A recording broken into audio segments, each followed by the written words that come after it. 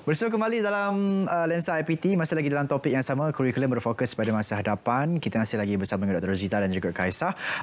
Tadi kita dah dengar sebenarnya cabaran yang Kaisah hadapi adalah waktu kohort pertama tak ada senior untuk dilihat ataupun dirujuk. Itu antara cabaran-cabaran bila kita implement benda yang baru. Jadi kita nak tanya juga kepada tenaga pengajarnya, Dr. Rozita. Macam mana cabaran doktor pula? Sebab benda ini benda baru. Ya, betul. Cabarannya, kalau Kaisar dah cerita tadi, kami pun sebagai pengajar dan juga pentadbir bagi program ini juga ada cabaran-cabaran tersendirilah. Sebab perkara yang kita boleh kata Sarjana Muda Sains Citra ini adalah work in progress. So kita sambil mengambil kohort pertama tu kita belajar.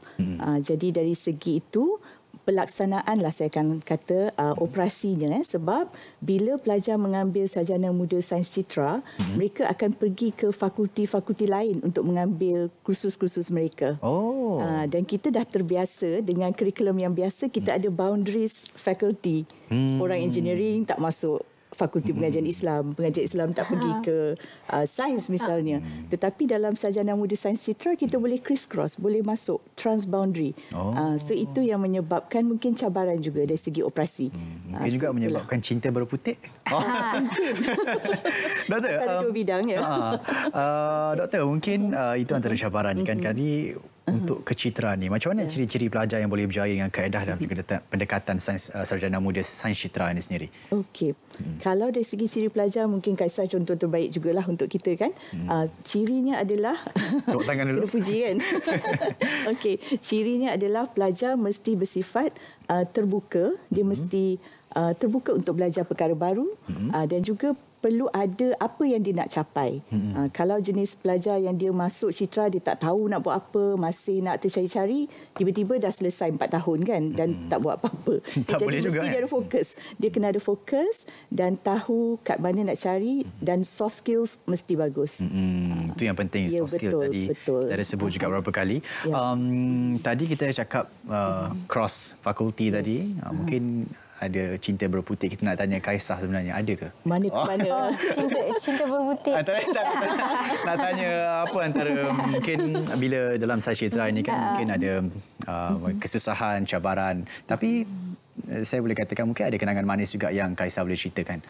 Kenangan manis saya sama je. Maksudnya macam doktor cakap tadi, kita ada bekerjasama dengan fakulti lain jugalah kan. Kiranya kita sama kelas dengan fakulti lain, kita citra seorang-seorang juga dalam tu. So itu pengalaman manis lah sebenarnya. Sebab mereka kiranya satu kawan semua.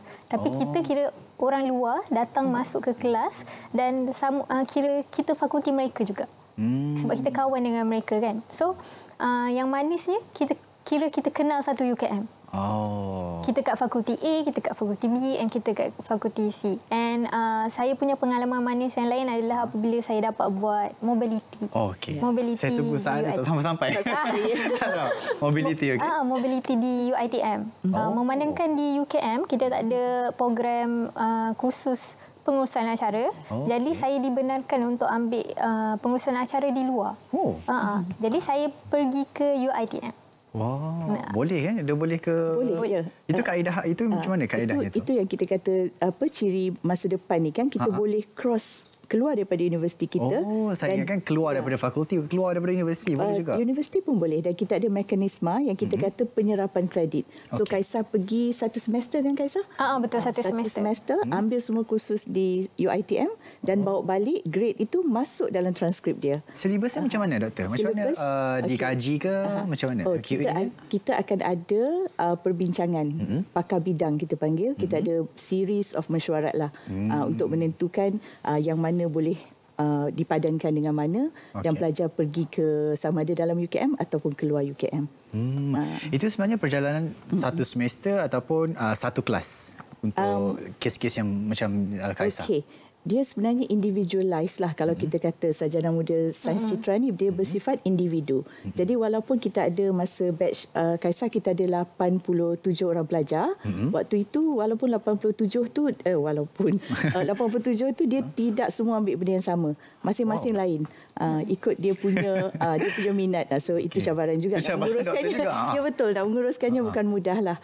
So mereka boleh pilih dan ada yang pilih nak buat dalam UKM, ada yang pilih nak keluar lah. Macam tu. Jadi affiliate universitinya UiTM saja ataupun seluruh IPTA? Ya, saya pun nak sebut yang tu. Kami nak ucap terima kasih lah sebenarnya kepada universiti-universiti yang bersifat terbuka terima. So kita ada UiTM, Universiti Melaya juga Dr. Iskandar tadi. Bukan Fakulti Dr. Iskandar lah, fakulti lain. Dan baru ni kita ada di Universiti Utara Malaysia. UUM? Ya, dan juga di Universiti Malaysia Kelantan. So terima kasih banyak kepada universiti-universiti tersebut lah membuka jalan untuk Sains Citra ini. Saya pasti menjelang 2025 saya rasa semua IPTA di Malaysia. UTM mungkin lepas ni. UTM? Alamak. Mungkin lepas ni kan betul juga kan. Okey. Itu berkenaan dengan rentas padan. Ini satu perkara yang baru. Saya pun baru tahu satu ilmu yang baru untuk kita kongsikan. Jadi Kaisar mungkin ada apa-apa, mungkin lepas ni ada kawan-kawan yang nak masuk kepada mereka yang menonton ni, yang nak masuk Sains Citra, daripada pengalaman Kaisar sendiri, apa yang Kaisar boleh jual Sains Citra ni, bagi tahu kepada mereka untuk ini adalah satu jalan yang terbaik untuk mereka sambung belajar di peringkat yang lebih tinggi.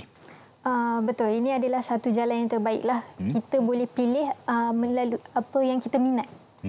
Sebab kita biasanya kalau kita ke fakulti lain, kita akan ikut kepada subjek-subjek yang telah ditetapkan kan. Tapi di Sarjana Muda Sains Citra, kita boleh pilih subjek-subjek tersebut tapi dengan bimbingan daripada lecturer dan pakar bidang lah. Begitu. Dan seterusnya, apa yang saya rasa sebagai pelajar, saya rasa yang terbaik adalah gabungan antara WBL dan projek capstone itu sendiri, di mana kita bukan sahaja membuat latihan industri di tempat industri, tapi kita menyelesaikan masalah industri. So itu bagi bonus point lah kepada kita pelajar selepas graduate ni, sebab kita lepas graduate biasanya susah untuk dapatkan pekerjaan kan. Tapi dengan adanya skill-skill dan pemikiran maju dan holistik ni akan membantu pelajar untuk meningkatkan lagi resume lah kalau kita tengok kan. Betul-betul. Tadi Kaisar sebut berkenaan dengan kerja. Jadi apa perancangan kerjaya Kaisar? Buat masa sekarang, Kaisar masih sambung belajar di Sarjana Citra.